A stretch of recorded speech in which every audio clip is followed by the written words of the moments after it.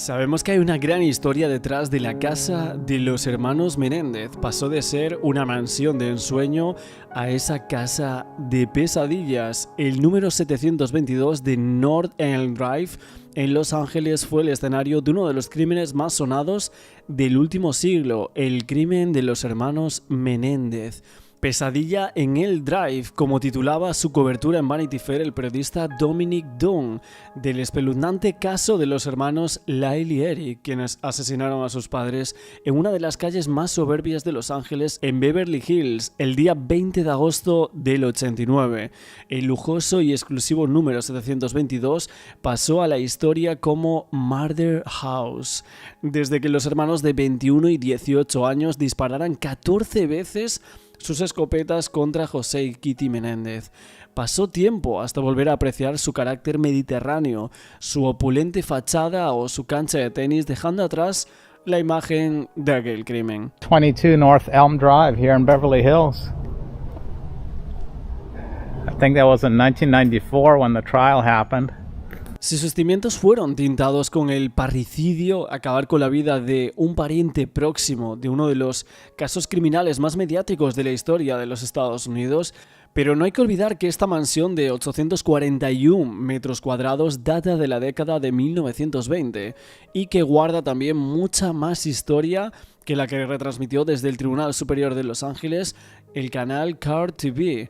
Y es que mucho más que Murder House, la mansión cuenta con 7 habitaciones, toda clase de lujos incorporados, y originalmente figuraba por casi $20 millones. Sin embargo, su precio se reducía hasta 3/4 su cifra tras el doble crimen.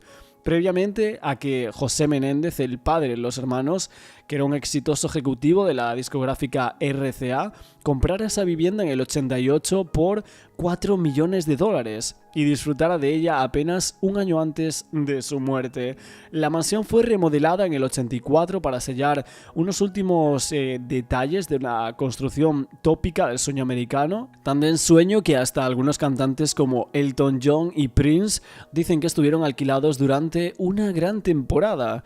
Para Historias y Crímenes, los que escribió su comprador tras la tragedia, William Link, escritor de las icónicas series de Colombo y Se ha escrito un crimen, la consiguió por $3 millones en el 1998, aunque se valora en 4,8 en el 1991, un par de años antes tras el crimen, y es que fue su hogar y, por qué no, su inspiración hasta el año 2001.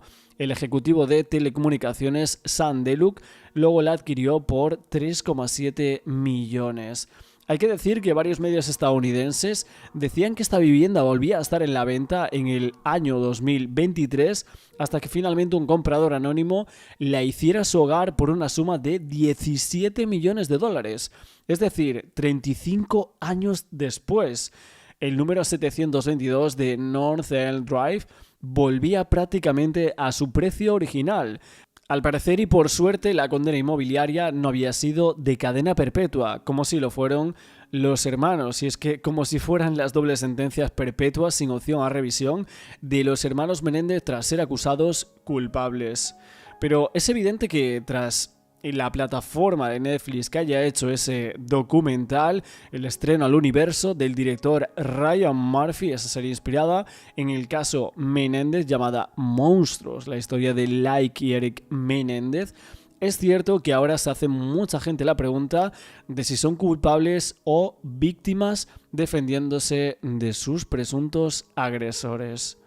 José, un exitoso empresario musical, Kitty, una ama de casa y sus 2 hijos, Lyle y Eric, destacados atletas con futuros prometedores en los negocios, la familia perfecta, decían, hasta que una noche los hermanos entraron en su casa y acribillaron a tiros con escopetas a sus padres, alegando posteriormente que habían sido víctimas de un robo.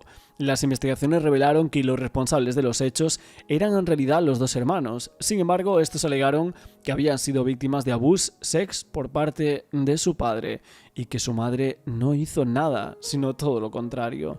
Algunos periodistas y expertos que cubrieron el caso en su momento decía que actualmente todo sería diferente para los Menéndez y que seguramente el juicio tendría un desenlace muy diferente a lo que sucedió en los años 90. Esos hechos del 20 de agosto del 89, cuando Lyle y Eric acabaron con sus padres, pues es evidente que fascina al público desde hace mucho tiempo este caso por diferentes cosas y también, evidentemente, por la defensa y acusación y las versiones de la misma. Por ejemplo, una periodista llamada Ana García decía que siempre comentaba que el tiempo era la lente más interesante que existía a través de la cual podíamos revisar algo, basándose evidentemente también en lo que sería este caso. Ella decía, pensarlo, el primer caso en el que presentaron la defensa de que habían sido abusos por su padre, el jurado no llegó a un acuerdo. El fiscal del distrito lo intentó de nuevo esta vez y cualquier testimonio y la defensa sobre abuso sexual fueron severamente limitados, si es que realmente se permitieron. Eric y Lyle llevaban mucho tiempo afirmando que su padre abusó sexualmente de ellos, lo que, según decían, condujo a dispararles a ellos en su mansión de Beverly Hills. Y es que los hermanos fueron condenados por ese crimen de primer grado en el 96, cuando solo tenían 21 y 18 años. Ana García comentaba que fue un juicio totalmente distinto, que eran dos versiones radicalmente diferentes de lo que estaba sucediendo en aquella casa, y que por eso los condenaron, que lo entendía, que no actuaron solo en relación con los crímenes porque había admitido que había matado a sus padres, que creía que ahí es donde se había producido la evolución. Acabaron con sus padres, sí, no hay duda al respecto. Fue algo horrible, ¿a que sí? Absolutamente. Una vez un capitán de policía me dijo que si todos los jóvenes que habían sido maltratados por sus padres matarían a sus padres, tendríamos muchos padres muertos. Puedo entender el miedo. She would come in after I'd been in there a while. She would help wash my hair and wash me with a sponge. How old are you talking about? Same, 11 to like 11 to 13. And when you say she would wash you with the sponge, would she just wash your back or? No, she would wash me everywhere. She would wash your genitals? Yes.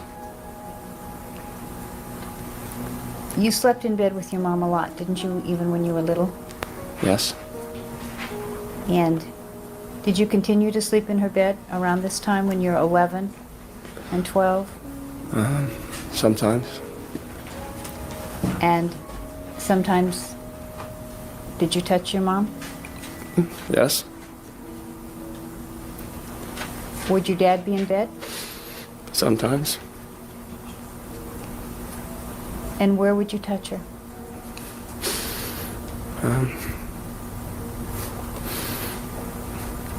Everywhere. Did she touch your back? She kissed me, but she didn't touch me. And how long did these things go on for? Y es que en el 89 no había mucha compasión con los hermanos, algo distinto a lo que está pasando con el mediatismo que ha cogido el caso después de Netflix. Sí, se los veía simplemente como niños malcriados y ricos de Beverly Hills y así se quedaron, después de matar a tiros a sus padres con esa escopeta. Ana García decía, pero ellos claramente sí sufrieron, así que creo que si ese juicio se hubiese llevado a cabo ahora, con la forma en que somos más sensibles al abuso de niños para entender y tener todo ese contexto, creo que el juicio tal vez hubiera tenido un resultado muy diferente. Tal vez hubiera sido homicidio. Fueron sentenciados a cadena perpetua, sin posibilidad de libertad condicional, y han estado en prisión durante unos 30 años. Y es que ellos ya tienen más de 50. Nos preguntamos evidentemente el por qué el caso Menéndez vuelve a aparecer en las noticias todos estos años después y por qué siempre nos hacemos la misma pregunta. Parece que había pruebas suficientes como para decir que fueron abusos por su padre, por lo tanto, ¿qué condena sería la mejor para Lyle y Eric? La periodista decía, lo que aprecio en este movimiento es que los fiscales, los exfiscales, son personas que son incondicionables y no quieren escuchar todo esto. Está desestimando lo que llaman el movimiento TikTok o redes sociales, y es que esos movimientos, en el caso de los hermanos Menéndez, es totalmente válido. Hay varias generaciones que nunca han oído hablar de este caso y que tienen una perspectiva diferente al resto, y tienen una visión diferente de lo que creen que es la justicia. Y ahora mismo están viendo la justicia a través de una lente actual, del año 2024, y por eso creo que deberíamos volver a analizar todo este caso.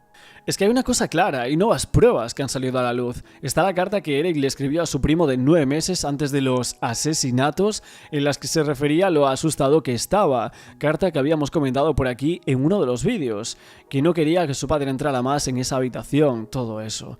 Esa es una prueba clara. Luego está uno de los exmiembros de la banda de chicos Menudo, que dice que fue agredido sexualmente por José Menéndez, su padre, una historia muy similar e independiente en toda esta trama.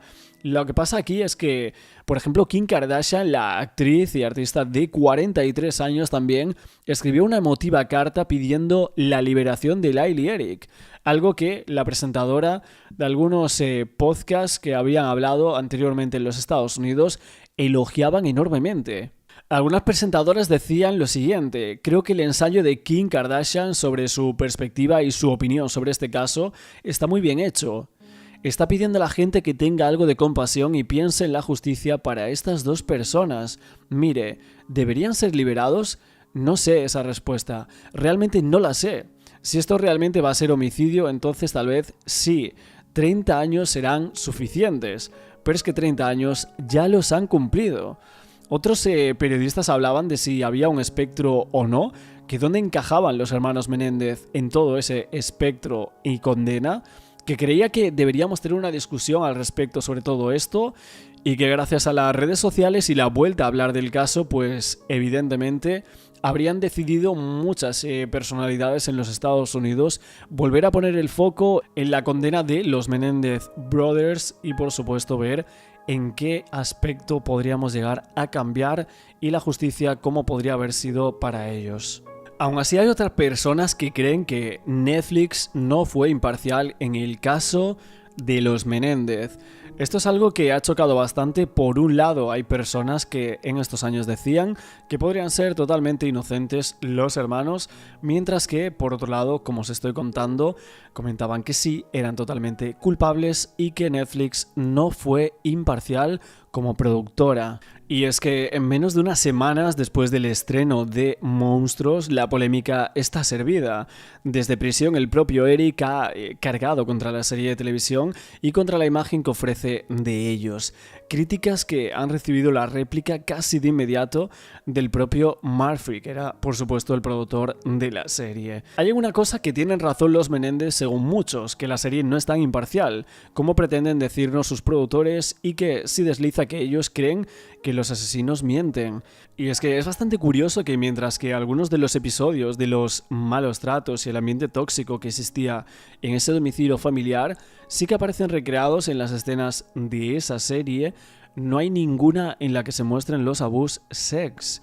Se trataba de unos hechos que únicamente conocemos por boca de los asesinos. Esto nos sugería que se trataba de una versión que había que poner en cuarentena y que siempre se ha hecho, y que evidentemente no llegaron a creerlo en aquel segundo juicio.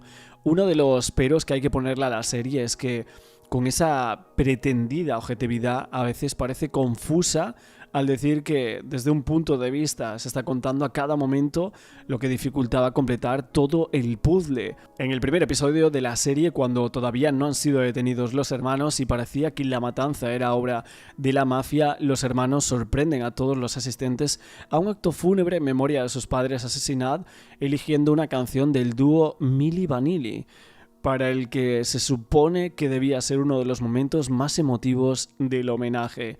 La inapropiada selección musical deja totalmente desconcertado al auditorio, que se cruza miradas atónitas, mientras esbozan una sonrisa incómoda. Casi al final de la serie, cuando ya han sido condenados, los hermanos siguen usando canciones del mismo grupo para fantasear con el momento de su fuga. Y es que muchos dicen que les resulta llamativo la elección de esa banda musical y que creían que su uso iba mucho más allá del mero factor nostálgico. Y es que Milli Vanilli cayó en desgracia al conocerse que no habían cantado ninguna de sus canciones y que ellos se limitaban a hacer el playback y poner su imagen en los escenarios. Las continuas alusiones al dúo parecen estar diciéndonos que en realidad los hermanos son unos farsantes. En la serie los dos hermanos van al cine a ver Batman la noche del crimen para que les sirva como coartada, una elección cuando menos curiosa porque Bruce Wayne asume el mando del hombre murciélago a raíz del crimen de sus padres. Y es que otras fuentes dicen que en realidad esa noche la película a la que fueron era Licencia para matar de la saga James Bond, y es que a su manera aspiran a ser unos influencers del crimen de la época que fantaseaban sobre qué actores les interpretarían cuando llevasen el cine en su historia. El quinto episodio de la serie toma una decisión creativa arriesgada para un tiempo en el que el público sigue las series con el móvil en la mano y que está acostumbrada a clips cortos como TikTok. Todo el capítulo es un plano secuencia que nos muestra la entrevista en prisión de Eric con su abogada, en la que va narrando los espeluznantes abusos que habría sufrido. Unos hechos tal cual ellos los contaron, sin ningún tipo de aditivo. El único movimiento de cámara es que, a medida que avanza en su relato, el zoom se acerca poco a poco y cada vez más al rostro de Eric, quien se supone que es el más vulnerable de los dos hermanos. Un acercamiento que nos permite ver su mirada cuando termina de narrar su historia y que no aparece la de una víctima. Resulta paradójico que sea el testimonio de Lyle, el más arrogante e insoportable de los dos, el que logre conmover al jurado durante aquel juicio. Y es que la declaración de Eric, que se suponía que iba a meterse al tribunal popular en el bolsillo, termina siendo desastrosa según muchos. That made you think that your father was upset with you for having given up swimming. He wasn't nice anymore during the sex. You have to put the mic in. He wasn't nice anymore during the sex. Now, do you recall the first time that he wasn't nice during the sex? Yes. Yes. And you were 11? I was 11. The reason you're having trouble is it's not facing you. Face it. I know. I need to use the restroom. I need a break. Okay, we'll take a recess and we'll resume at 2:30, ladies and gentlemen. Don't discuss the case with anyone or form any opinions about it. We'll resume at 2:30. Aquí, evidentemente, podemos señalar algunas cosas que la nota de crítica social que da Ryan Murphy a estas series pues está presente. Relatan muchas cosas, que los miembros del jurado había cierta misoginia, que la parte masculina del Tribunal Popular no soportaba a la abogada defensora de los dos acusados, muy probablemente por el hecho de ser mujer, según lo que se puede ver en esta serie, y les incomoda que ella les hable de abusos sexuales. Es obvio que la serie no quiere frivolizar con un asunto tan serio como son los abusos sexuales, pero deja claro que ellos no han creído a los Menéndez, a los asesinos no les ha hecho gracia. Es obvio, pero el objetivo no estos títulos, pero evidentemente el objetivo de esta serie no debería complacer a absolutamente nadie, sino contar la verdad. Enough for her? You're just not a man enough person to be with her? Is this what your problem is? She would really get down on me. So she gave you the impression that she questioned whether or not you were gay? Yes. Mr. Menendez, did you ever question in your mind whether or not you were gay? Yes. And why was that, if you know? It's because I didn't understand what was happening with my father. And what do you mean you didn't understand it? In California, I didn't understand why it didn't hurt so much and anymore, and I didn't understand.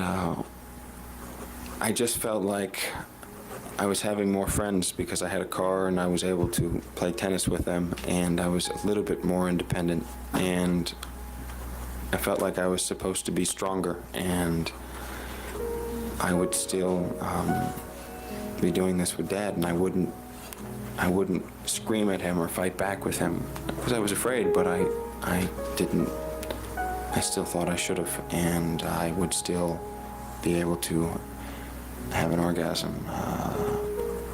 Okay, so those things, those factors made you wonder if, in fact, maybe you were gay. Maybe that's why this is happening. Maybe that's why I don't resist. Maybe that's why it doesn't hurt. Is that what you mean? Yes, I didn't understand. And did these concerns about whether or not you were gay, did this bother you? Yeah, it was on my mind a lot. It bothered me. Did you think it was wrong for somebody to be gay, or was it just that you didn't know what you were? No, I didn't think I was wrong to think I was... No, you didn't understand my question. Do you think it was wrong for people to be gay? No, So what was it? it was just that I was confused, and it was difficult for me. My mom made it seem like it was worse than death to be gay, and I didn't think I was. I didn't know. I really didn't understand. Did you like girls? La abogada defensora del hermano menor, Leslie Abramson, saltaba a la fama por su defensa, alegando que los hermanos vivían una vida de abuso de sus padres, incluido el abuso sex de su padre José.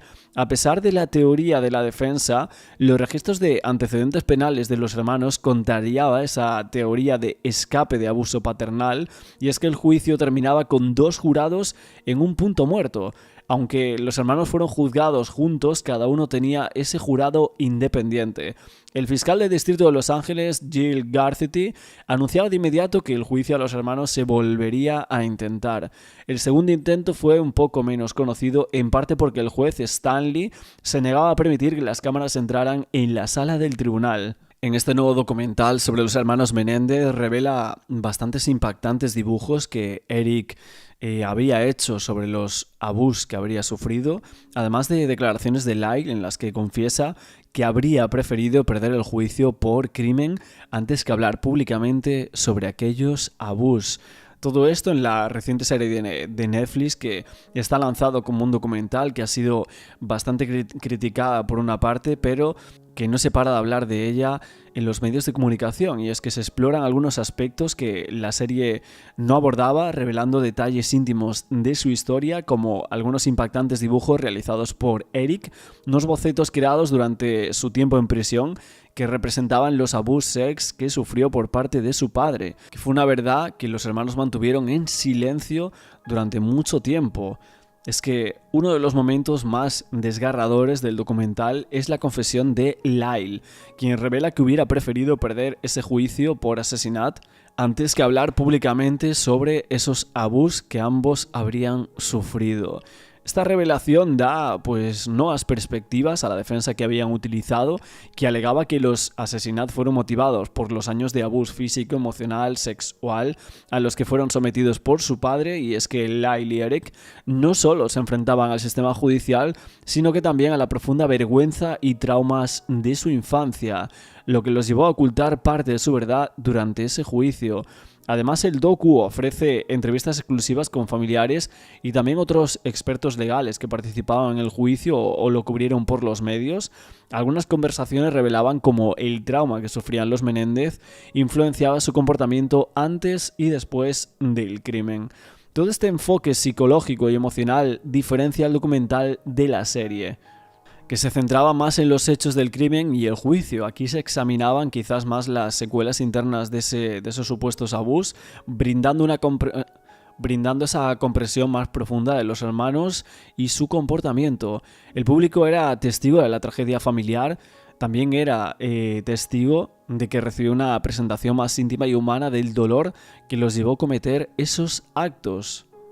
La fiscal del primer juicio, Bozanic, dijo: encontraron a los 2 hermanos delante de la casa. Estaban histéricos, sobreactuaban, pero la policía fue muy amable con ellos. Al principio los investigadores no les trataron como sospechosos. Estadísticamente, si tienes un homicidio doméstico, serías un policía idiota si no tuvieras en cuenta a otros miembros de su familia. Eric está de acuerdo diciendo: tendría que haber habido una respuesta policial, que nos detuvieran. No teníamos coartada, teníamos residuos de pólvora en las manos. Nos habrían arrestado inmediatamente. En un programa de humor, la cómica Kathy Griffin dijo: «Oh, vamos, son tan adorables, son demasiado buenos como para ir a la cárcel. Wow, vale que Lyle se fue a gastar dinero la semana después de los crímenes. Se compró un par de Rolex y un Porsche de $70,000. Pero, ¿saben qué? A veces tienes que darte un gusto». Aún con la boca abierta escuchamos la declaración de Eric sobre el shopping, diciendo: «La idea de que me lo estaba pasando bien es absurda. Todo era para encubrir este horrible dolor de no querer estar vivo». Parece ser que varios miembros de la familia sabían de la crueldad del padre, José Menéndez. Diana van der Molen, prima de Lyle y Eric, afirma en el documental una cosa y dice: «Una vez José puso a Lyle sobre una encimera de la cocina e incitó a su hermano a saltar, y él tenía que atraparlo. Cuando Lyle lo hizo, José retrocedió y le dejó caer al suelo, diciéndole que nunca se puede confiar en nadie». Por su parte, la fiscal Bozanic explicaba que no podía encontrar a nadie que dijera algo bueno de José Menéndez, excepto su secretaria. Todos los demás tenían historias horribles de él y sobre el monstruo que supuestamente era. En su opinión, la pérdida de José Menéndez fue una ventaja real para la humanidad, decía. Además, aquellas ilustraciones que salen en el documental son uno de los momentos más terribles, pues es evidente que en los dibujos se puede leer: «Vuelve aquí, cabrón, y no voy a dejar que vuelvas a tocar a mi hermano pequeño». En las últimas semanas se habla de que hay nuevas pruebas por las que la Fiscalía de Los Ángeles ha anunciado que se va a revisar la condena de los hermanos Menéndez, esa condena a cadena perpetua que antes os decía que había sido en ese juicio del 1996. Back in the 1970s, would you say that the medical community was as aware of or as sensitive to the problems of sexual abuse of children as they are now? No.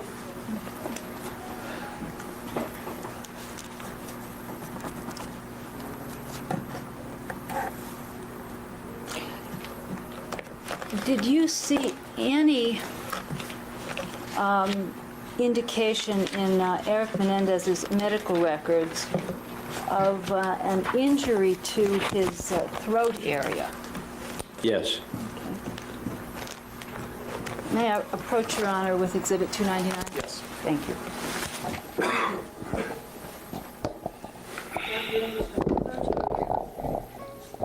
A document that's been marked Exhibit 299 appears to be some typewritten medical record about Eric Menendez. Does that document indicate that there was an injury to the throat of Eric Menendez sometime in 1977? Yes. Okay, and what specifically does the medical record indicate was injured?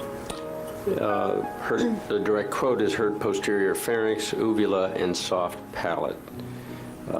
Senior emergency room, Princeton Medical Center. Healing well, symptomatic treatment. Actually, it was seen the day before. This is the follow-up note. Now, is there is the report of injury in that medical record that's before you is 299? Is that consistent with, could that be caused by child sexual abuse, in your opinion? Yes, could be. And what, do you have any opinion as to what type of child sexual abuse could have resulted in that particular complaint? Oral copulation.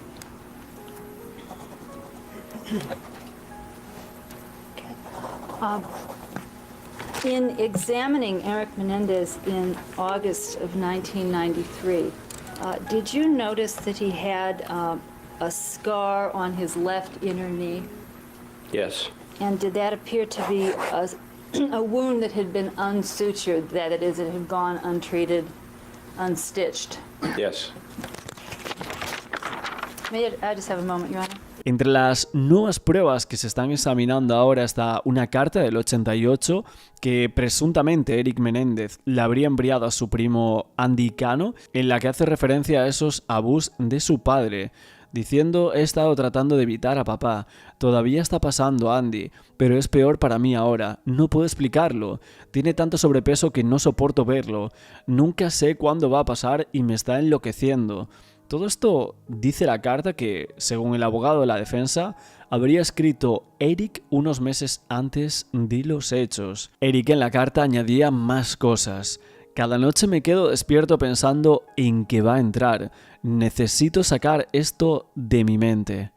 Andy Cano testificó en los juicios de los Menéndez que Eric le había hablado de los tocamientos inapropiados del padre. Cano murió en el 2003 de una sobredosis accidental, por lo cual no podría testificar, pero parece que sí existe esa carta. Otra prueba que parece que ha salido a la luz recientemente es el testimonio del exintegrante del grupo musical Menudo, Roy Rosselló, quien aseguró que fue abusado por José Menéndez cuando era adolescente. Entonces, cuando José era vicepresidente ejecutivo de RCA, ese sello discográfico con el que había firmado la popular banda juvenil de origen puertorriqueño. Según la cadena CBS News, socia de la BBC en los Estados Unidos, decían que Rosselló afirmaba en una declaración jurada en el 2023 que cuando tenía 14 años visitó la residencia de los Menéndez en New Jersey y después de que le sirvieran una copa de vino, sintió que perdió el control sobre su cuerpo. Lo llevaron a una habitación y allí José lo violó. En su declaración afirma que no fue la única vez. Exmiembro de la banda musical Menudo, quien dijo que José Menéndez lo había abusado sexualmente. Aquí su testimonio en Al Rojo Vivo. Y esa persona era José Menéndez, que me estaba cargando y me estaba llevando para el cuarto de él para violarme. Pero yo no podía moverme, yo no podía reaccionar, yo no sé qué puse en mi bebida. Cuando Roy al fin me dijo que él fue violado varias veces por José Menéndez, yo sabía que todo iba a cambiar para los hermanos Menéndez. Se iba a saber por primera vez, sin duda, que el papá era abusador de niños. Moses Castillo, investigador privado y policía retirado ajeno al caso, considera que será muy difícil cambiar la condena. Yo sí creo que estas cartas pueden comprobar que sí hubo abuso sexual, pero no para cambiar esta sentencia de estar en la prisión por vida. Y es que en el segundo juicio el juez no permitió los testimonios y las pruebas de la defensa sobre los supuestos abusos cometidos por el padre con los hermanos Menéndez, así que los acusados solo contaron con sus propios testimonios para la defensa.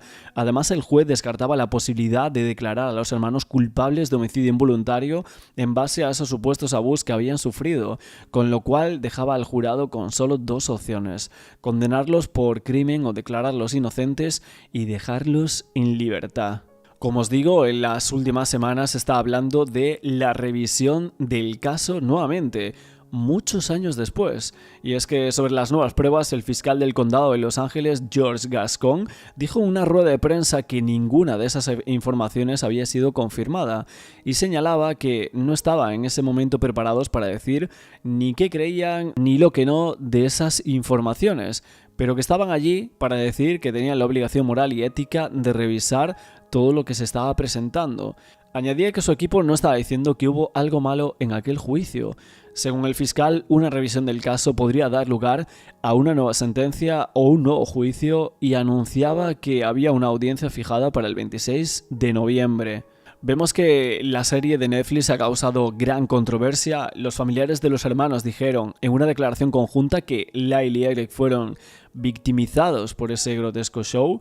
Además, desde la cárcel y a través de una carta publicada en Twitter por su esposa, Eric Menéndez cuestionaba la producción al día siguiente de su estreno y decía que era una calumnia desalentadora.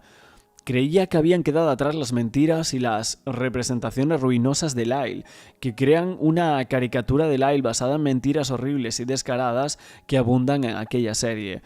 Solo puedo creer que lo han hecho a propósito. Con gran pesar digo que creo que Ryan Murphy, que es el creador de la serie, no puede ser tan ingenuo e inexacto sobre los hechos de nuestras vidas como para hacer esto sin mala intención. Y es que el creador de la serie, Ryan Murphy, se ha defendido y ha descrito la reacción negativa de la familia como predecible. De hecho, las Kardashian expresaban su apoyo a los hermanos Menéndez, avivando aún más el interés popular por este caso. Y es que la afirmación de no son monstruos, son hombres amables, inteligentes y honestos, que parece ser que las Kardashian pues las habían visitado a los hermanos en la cárcel hace tan solo unos días para colocar justo esa frase. La verdad es que este caso fue un fenómeno social y cultural, también por la defensa y acusación, lo que comentaban de los supuestos abusos, que mucha gente se creyó y que otra mucha no. Y es verdad que roza casi los 90 este crimen, que no solo impactó en el sistema judicial del país, sino que además trascendió en la cultura de los Estados Unidos. Y es que durante muchos años ha sido motivo de inspiración para muchos films, y es que no solo Netflix fue quien sacó diferentes documentales, cortos de este caso, sino que a lo largo de los años ha habido muchos. Se ha analizado detenidamente ingredientes como el dinero, el poder o las retorcidas relaciones entre familia. Seguramente muchas sean las claves de que el crimen de los Menéndez no deje de estar presente en la vida americana. El juez fue firme en su sentencia de cadena perpetua, pero no tanto en la sociedad estadounidense. Y es que aunque periódicamente se difunden pruebas y documentos que probarían supuestamente la insufrible vida de los hermanos con su padre, la justicia de allí no prevé ordenar un nuevo juicio, aunque buena parte de la sociedad parece que lo pide a gritos. Yes. Were you attracted to girls? Yes. And eventually, did you have intimate relationships with girls? Yes.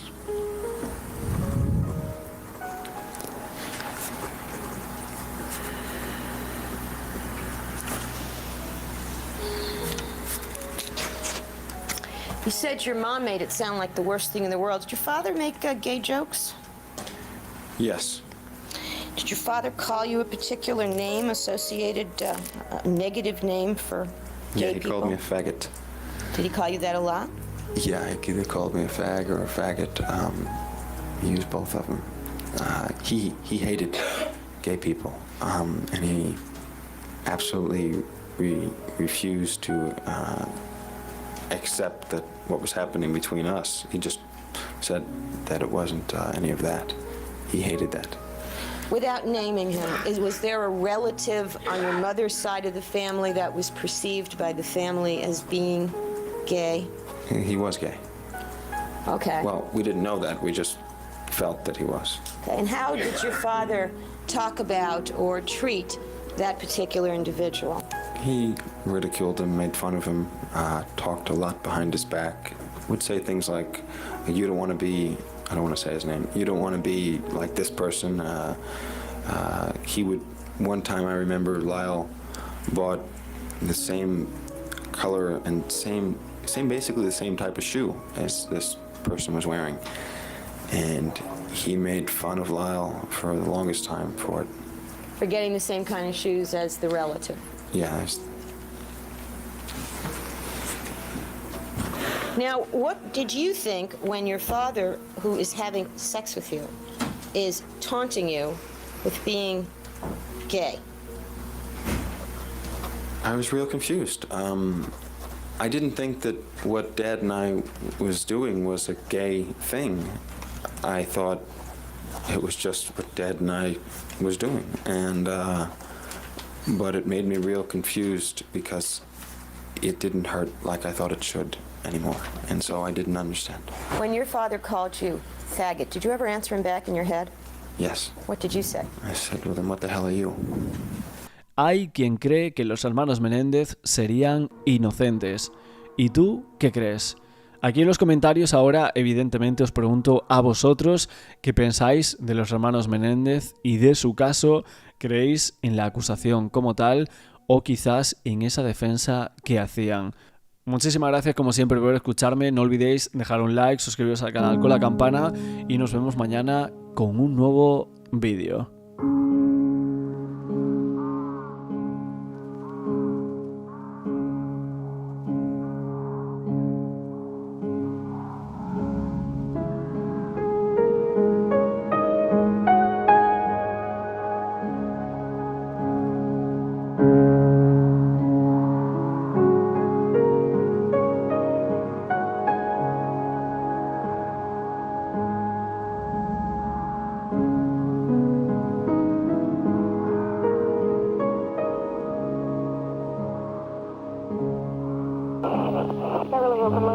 Yes, please.